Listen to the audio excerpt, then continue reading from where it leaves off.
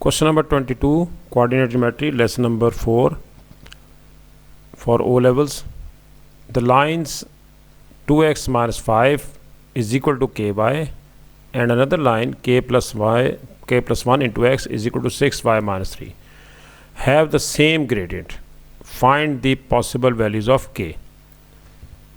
सबसे पहले हम ऐसा करेंगे कि इसको इस फॉर्म में लाएंगे y is equal to M X plus C. कोई भी इक्वेशन होगी हमने इसे फॉर्म चेंज करनी होगी, जैसे 2x minus 5 is equal to के वाई है, यानी कि y को सब्जेक्ट बनाना है आपने, तो k को हमें डिवाइड करना पड़ेगा। k को इंडिविजुअल डिवाइड करेंगे, पहले x से भी डिवाइड कर देंगे और 5 से भी। इस तरह से हमारे पास y आ जाएगा। y को यहाँ लिख लेंगे, y is equal to 2 divided by k into x minus 5 divided by k। ये हमने इसको इस तरह से लिख दिया। 5 को दोबारा लिख लेते हैं, 5 समझ नहीं आ रहा, 5 डिवाइड बाय k। अब हम इसे कंपेयर करेंगे हमारे पास जो स्टैंडर्ड फॉर्म में इक्वेशन होती है y is equal to M X plus C से। m1 इसलिए लिया है कि देर आर 2 स्ट्रेट लाइन्स, इसलिए फर्स्ट को हमने m1 और c1 ले लिया, सेकंड को हम m2 c2 ले लेंगे। अब यहाँ कंपेयर अगर आप करें तो ग्रेडियंट यहाँ पर आएगा आपका 2/k, ये ग्रेडियंट आ गया लाइन नंबर 1 का। अब लाइन नंबर 2 को हम सॉल्व करते हैं। लाइन नंबर 2 है हमारे पास k plus 1 into x minus into x is equal to 6y minus 3। हमें क्योंकि y को सब्जेक्ट बनाना है तो इसलिए हम ऐसा कर लेते हैं कि यहाँ पर 3 को लेफ़्ट पे ले आएंगे, और जब लेफ़्ट पे लाएंगे तो वो हो जाएगा प्लस, इधर लेकर आएंगे तो ये पॉजिटिव हो जाएगा। अब हमें 6 से डिवाइड करना है, k प्लस 1 डिवाइडेड बाय 6 और 3 को भी 6 से इंडिविजुअल डिवाइड करना है। इस केस में आपने हमेशा ये तो कैंसिल हो जाएगा, 6 लेफ्ट हैंड साइड पे आ जाएगा, क्योंकि इधर मल्टीप्लाई हो रहा था, लेफ्ट पे आएगा तो डिवाइड होके आएगा। अब हम लिखेंगे y is equal to k plus 1 over 6। First answer आपके पास x के साथ है कोफिशिएंट, और इसको कैंसिलेशन कर सकते हैं, 3 1 3 3 2 6, यानी कि 1/2। अब कंपेयर करेंगे हम आपस, अब वो जो इक्वेशन थी जनरल इक्वेशन, इसमें हम m2x प्लस c2 रख लेते हैं इसका नाम, क्योंकि इक्वेशन नंबर 2 है। इसलिए यहाँ से अगर हम कंपेयर करते हैं तो एक ग्रेडियंट निकालने का तरीक़ाकार ये होगा, कंपेयर करके निकालेंगे। पॉइंट्स होते थे तो हम क्या करते थे, अगर पॉइंट्स हों तो x1 y1 जैसे पॉइंट से, पॉइंट में अगर उसने कहा है कि ग्रेडियंट निकाल दें, तो आप ग्रेडियंट यानी कि m निकालने के लिए y2 minus y1 over x2 minus x1 करते हैं।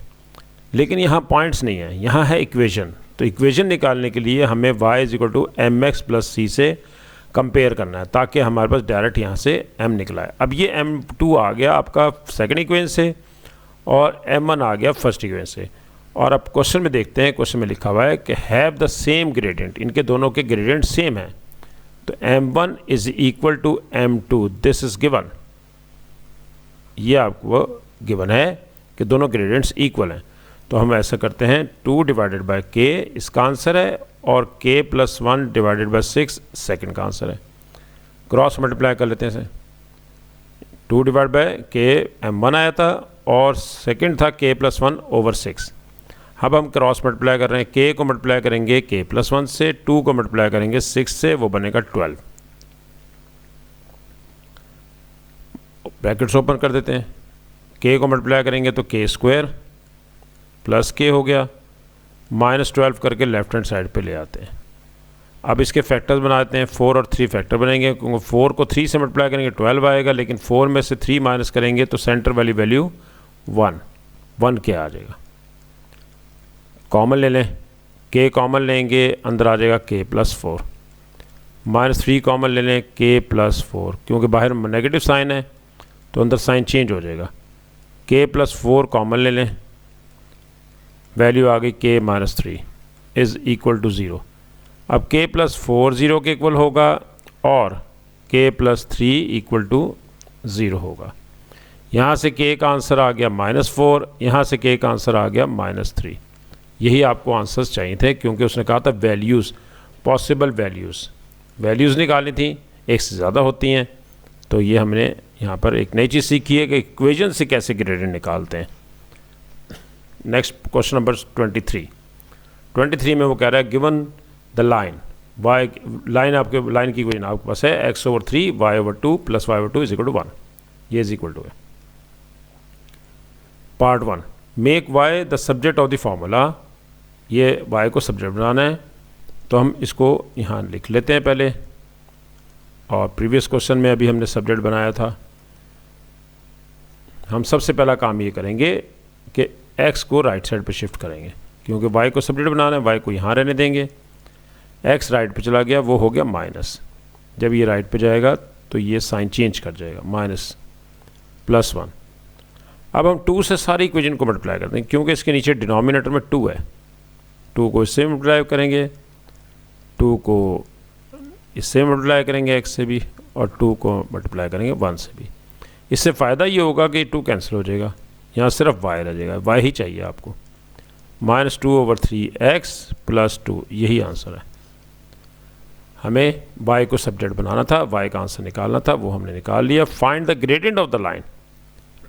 अब हम इस इक्वेशन को यहाँ लिखेंगे पहले। y = -2/3x + 2, और कंपेयर कर लेंगे, कंपेयर करेंगे किससे, y = mx + c से। यहाँ x का कोएफिशिएंट m है और इसमें x का कोएफिशिएंट है -2/3, तो इसलिए m की वैल्यू आ गई -2/3। अगर वो y इंटरसेप्ट भी कहता तो हम y इंटरसेप्ट भी निकाल सकते थे, c की वैल्यू 2 थी, लेकिन इस केस में उसने सिर्फ ग्रेडियंट मांगा था। नेक्स्ट पार्ट है part number 3, find the coordinates of the point eight which the line cuts the x axis. पहले हम उसी लाइन की इक्वेशन को यहाँ लिखेंगे। y = -2/3x + 1/2 था। देख लेते हैं, चेक कर लेते हैं दोबारा से। ये हमारे पास 2 था, -2, 1/2 नहीं, 2 है सिर्फ। ये रेस कर देते हैं, यहाँ पर हमने 2 लिया है। अच्छा, अब वो कह रहे हैं कि आपने वो point find the coordinates of the point के कोऑर्डिनेट्स निकालें जिस पे x एक्सिस को ये कट कर रहा है। तो at x axis we know that at x axis y always 0, y हमेशा 0 होता है, तो ये पुट करेंगे 0। यहाँ 0 हो गया, -2/3x + 2। अब हम ऐसा करते हैं, क्योंकि x निकालना है तो 2/3x को लेफ़्ट पे ले आएंगे, ये लेफ़्ट पे आ जाएगा, इज़ इक्वल टू 2।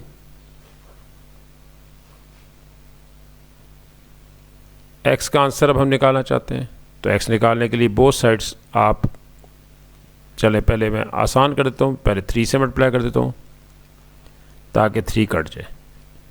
ये रह जाएगा आपके पास 2x = 6।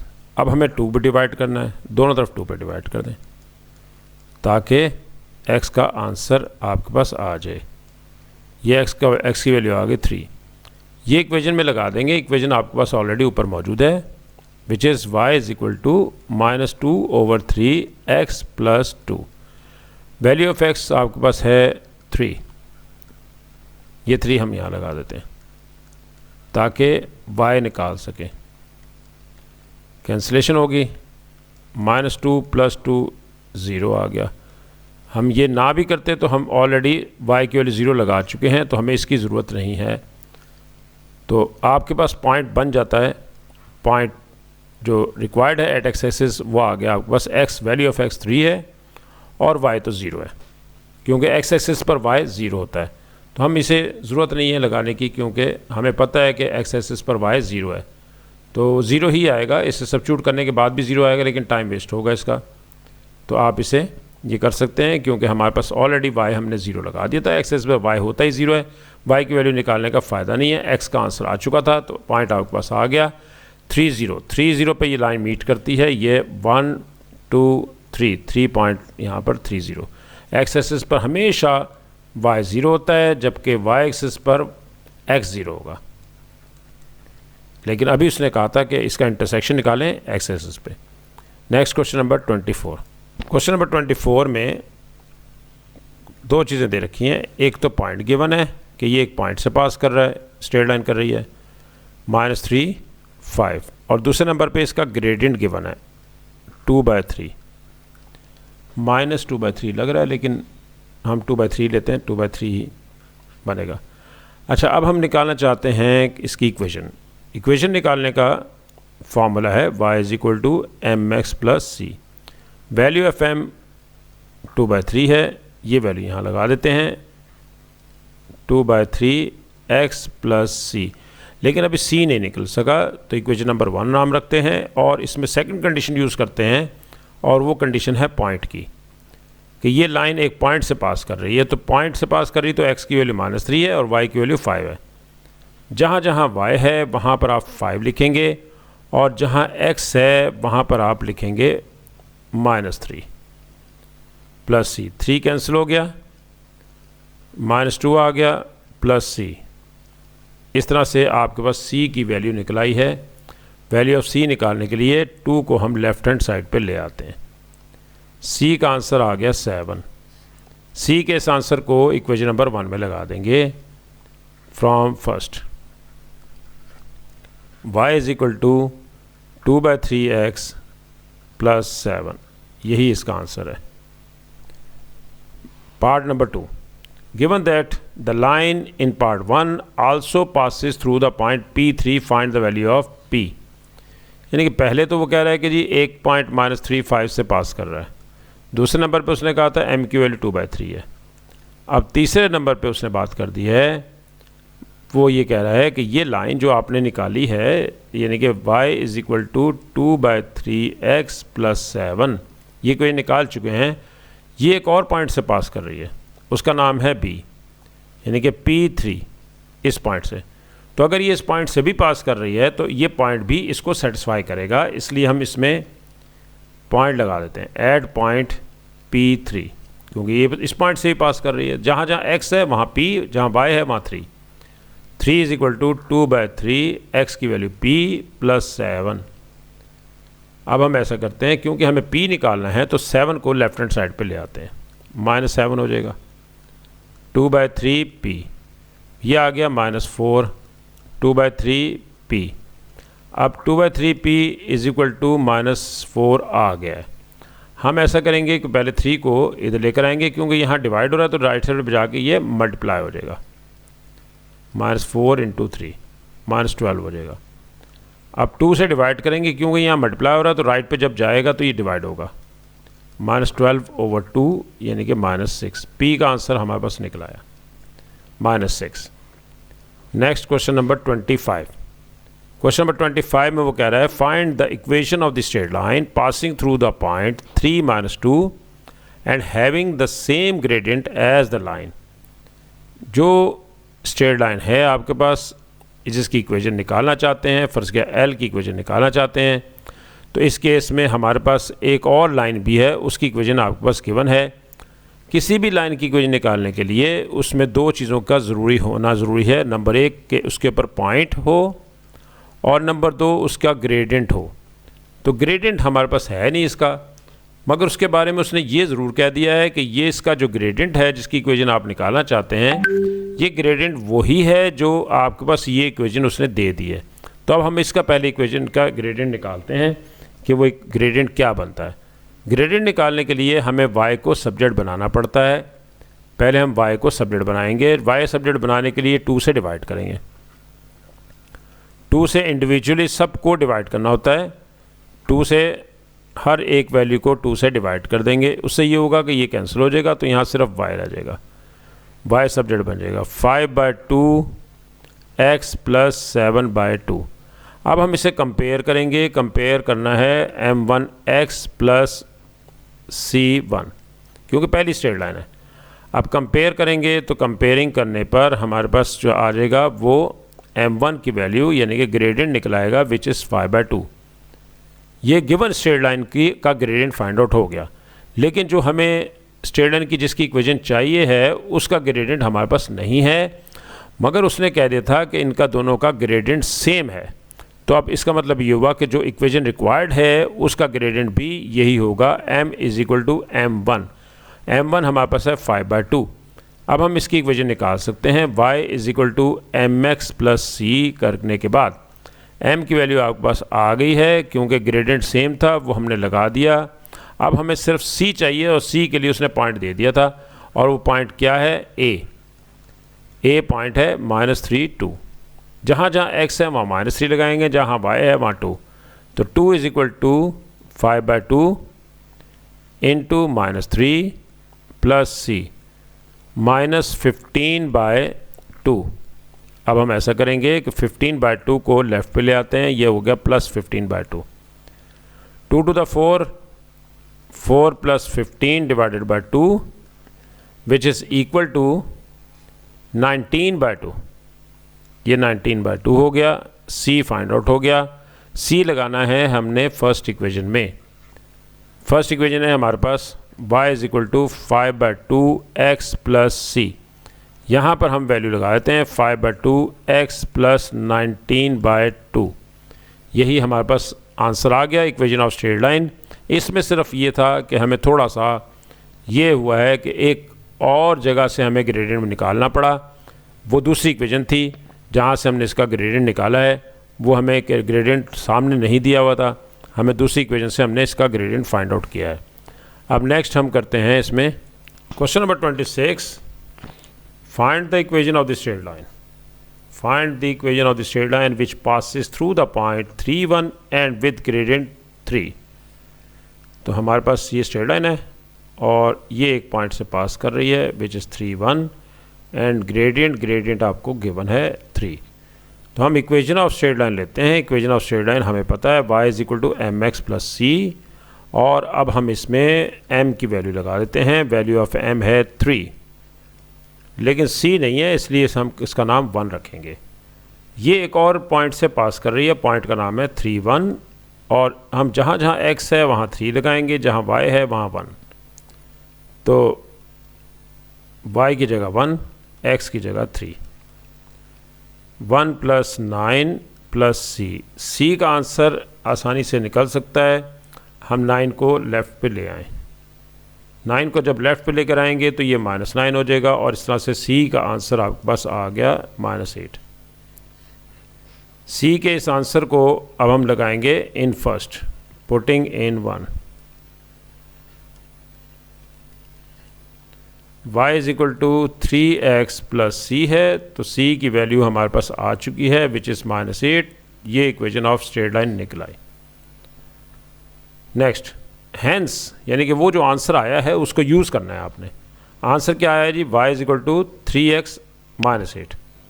इस आंसर को हम यहाँ लिखते हैं y is equal to 3x - 8, और वो कह रहे हैं इसको इस्तेमाल करें। Find the coordinates of the point of intersection of the line in part 1 with the line y is equal to x। ये इक्वेशन नंबर 1 है, और एक और लाइन दे दी उसने, वो है y is equal to x। इसका नाम है इक्वेशन नंबर 2। इन दोनों का पॉइंट ऑफ इंटरसेक्शन चाहिए, यानी कि ये रिक्वायर्ड है आपको पॉइंट ऑफ इंटरसेक्शन। इन दोनों का पॉइंट ऑफ इंटरसेक्शन निकालने के लिए हम इनको साइमल्टेनियसली सॉल्व करेंगे। y की इस वैल्यू को हम लगा देंगे इक्वेशन नंबर 1 में, या 1 की वैल्यू को हम यहाँ लगा देंगे।